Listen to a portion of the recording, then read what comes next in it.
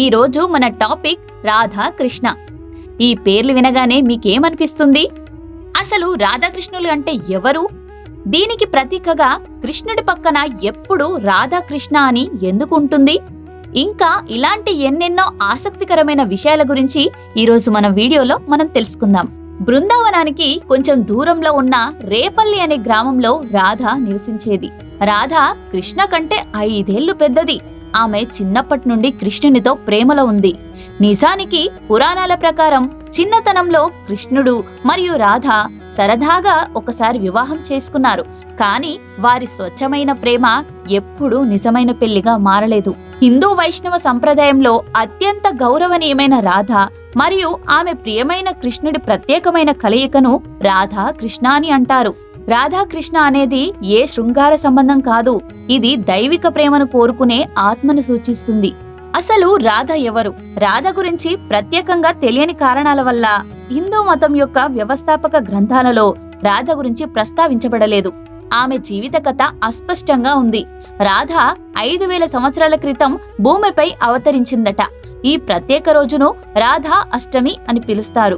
దీనిని హిందూ క్యాలెండర్లలో భాద్రపద నెలలో శ్రీకృష్ణుడి పుట్టినరోజు తర్వాత 15 రోజులకి జరుపుకుంటారు. రాధను విష్ణువు యొక్క స్త్రీ శక్తి అయిన లక్ష్మీదేవి అవతారమని చెబుతారు. ప్రస్తుతం ఉత్తరప్రదేశ్లోని బృందావన్ సమీపంలో బర్సానా గ్రామంలో లక్ష్మీ గోపికగా భూమిపై పునర్జన్మ పొందింది. వృషభానురాజు యమునా నదిలో స్నానం చేయడానికి వెళ్లి సూర్యకాంతిలో మెరుస్తున్న 1000 రేకులతో తామర మీద పడి ఉన్న ఒక ఆడ శిశువును కనుగొన్నాడని పురాణం చెబుతోంది. ఈ చిన్న అమ్మాయి నుండి వెలువడిన ప్రేమ శక్తితో అతను మంత్రముగ్ధుడయ్యాడు మరియు ఆమెను తిరిగి తన రాజభవనానికి తీసుకువచ్చాడు. ఆ శిశువు రాణి కీర్తిదాను కూడా ఆకర్షించింది. శిశువు అందురాలని భావించినప్పటికీ ఆమె వెంటనే ఆమెను తన సొంత కుమార్తెగా భావించింది. శ్రీకృష్ణుడి దత్తత తల్లి యశోద ఈ దివ్య శిశువు గురించి విని కృష్ణుడితో కలిసి ఆమె స్నేహితురాలైన రాణి కీర్తిదను సందర్శించడానికి వచ్చింది. కృష్ణుడు శిశువు ఊయల మీద వంగి ఉన్నప్పుడు రాధ కళ్ళు చివరకు తెరిచి అందమైన తామర పువ్వులలా వృద్ధి చెందాయి. సో రాధ గురించైతే మనకు తెలియని విషయాలు కూడా ఇక్కడ మనం తెలుసుకున్నాం కదా. అదేనండి రాధ యొక్క జన్మ రహస్యం. ఇప్పుడు అందరి మనస్సులను కొల్లగొట్టి 16,000 మంది గోపికలను ముగ్ధురాలైన మన కృష్ణుడి గురించి తెలుసుకుందాం. అసలు కృష్ణుడు ఎవరు? అతని కథ మనం చాలా సందర్భాల్లో వినే ఉంటాం. రాధ మాదిరిగా కాకుండా కృష్ణుడి జీవిత చరిత్ర మహాభారతంలోని ప్రసిద్ధ ఇతిహాసం మరియు మహాభారత సూచికగా పరిగణించబడే హరివంశంలో బాగా వివరించబడింది. కృష్ణుడు రాజు వాసుదేవ మరియు రాణి దేవకి కుమారుడు. అతను ప్రస్తుతం ఉత్తరప్రదేశ్లోని మధుర యొక్క క్రూరమైన కంసుడి సోదరి దేవకి బిడ్డ. కంస తన సోదరి మొదటి 7 పిల్లలను చంపాడు. కాని 8వ బిడ్డ అయిన కృష్ణుడిని విష్ణువు రక్షించి గోకుల గ్రామానికి తీసుకువచ్చాడు. అక్కడ అతన్ని గొర్రెల కాపరుల అధిపతి అయిన నంద మరియు అతని భార్య యశోద పెంచారు. మనం పూర్తి వివరాలకు వెళ్లి చూసుకున్నట్లయితే కృష్ణుడు చిలిపి చేష్టలు చేయడాన్ని ఇష్టపడ్డాడు మరియు బృందావనం యొక్క గోపికలను తన వేణువు ధ్వనికి ఆకర్షించడానికి కూడా ప్రసిద్ధి చెందాడు. కొన్నిసార్లు పారవశ్యంతో ప్రదర్శించడానికి రహస్యంగా వారి ఇంటి నుండి బయటకు వెళ్లమని వారిని ప్రేరేపించాడు.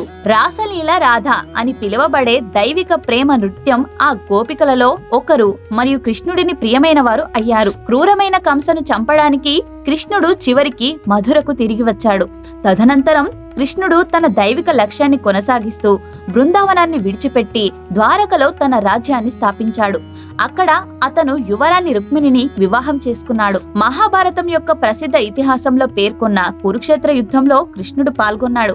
ఈ యుద్ధం కురు అనే రాజ్యంలో హస్తినాపుర సింహాసనాన్ని వివాదం చేసిన కౌరవులు పాండవులు అనే 2 బంధువుల సమూహాలను వ్యతిరేకించింది. పోరాటకారులు సహాయం కోసం కృష్ణుడిని అడిగినప్పుడు అతను ఆయుధాలను తీసుకెళ్లడానికి నిరాకరించాడని, కానీ యుద్ధంలో తన వ్యక్తిగత భాగస్వామ్యం యొక్క ఎంపికను ప్రత్యర్థులలో ఒకరికి లేదా తన సైన్యం యొక్క రుణాన్ని మరొకరికి ఇచ్చానని బదులిచ్చాడు. ఈ యుద్ధం నుండి విజయం సాధించిన పాండవులు మొదటి ఎంపిక చేసుకున్నారు. అందువల్ల కృష్ణుడు తనను తాను పాండవ సోదరులలో ఒకరైన అర్జునుడి రథానికి సారథిగా కనుగొన్నాడు. కురుక్షేత్ర యుద్ధం ప్రతిష్టాత్మకమైంది. ఈ కారణంగా దీనిని ధర్మక్షేత్ర లేదా ధర్మక్షేత్రం అని కూడా పిలుస్తారు. ఈ ప్రతిష్టాత్మక యుద్ధ సమయంలోనే కృష్ణుడు అర్జునుడికి జీవితం యొక్క అర్థం, నీతి, పదార్థం యొక్క శాశ్వతం మరియు ఆత్మ యొక్క శాశ్వతం, నిజమైన అంతర్గత శాంతి మరియు ఈ ఆనందం, అంతర్గత విముక్తిని సాధించడానికి వివిధ రకాల యోగాల గురించి నేర్పించే గురువు అయ్యాడు. కృష్ణుడు మరియు అర్జునుడి మధ్య జరిగిన ఈ సంభాషణను మహాభారతంలో భగవద్గీత అని పిలుస్తారు. మానవ జాతిని దాదాపు నాశనం చేసిన మహాయుద్ధం తర్వాత కౌరవుల తల్లి గాంధారి కృష్ణుడిని శపించింది. కృష్ణుడు తన రాజవంశంలోని యడుల సభ్యులందరి మాదిరిగానే నశిస్తాడు. గాంధారి విష్ణువు యొక్క తీవ్రమైన భక్తురాలు కాబట్టి కృష్ణుడు ఈ శాపాన్ని అంగీకరించాడు. ద్వారకాలో ఒక విందు సమయంలో యాదవుల మధ్య పోరాటం జరిగింది. ఈ సమయంలో కృష్ణుడి సోదరుడు మరియు కుమారుడు చంపబడ్డారు. కృష్ణుడు అడవిలో నిద్రపోతున్నప్పుడు ఒక వేటగాడు జారాను జింకతో గందరగోళానికి గురిచేసి అతని మడమపై బాణం విసిరాడు. ఇది కృష్ణుడిని ఘోరంగా గాయపరిచింది.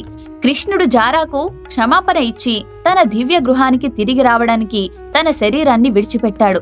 గుజరాత్లోని భాల్కా తీర్థం పుణ్యక్షేత్రం కృష్ణుడు మరణించిన ప్రదేశాన్ని సూచిస్తుంది. The symbolic union of Radhakrishna. అలాగే కృష్ణుడికి గోపికలకు మధ్య ఉన్న సంబంధం ఇంద్రియ సంబంధమైనది కాదు, అత్యున్నత ప్రేమ భావన.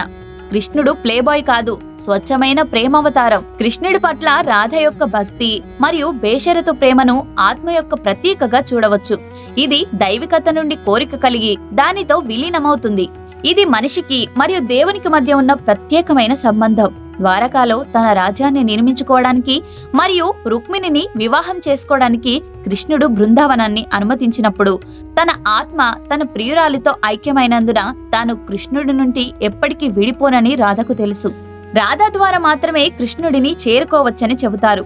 రాధ ఇంకా కృష్ణుడు ఒకరినొకరు లేకుండా ఉండరు, వారు ఒక్కరే. రాధా కృష్ణ.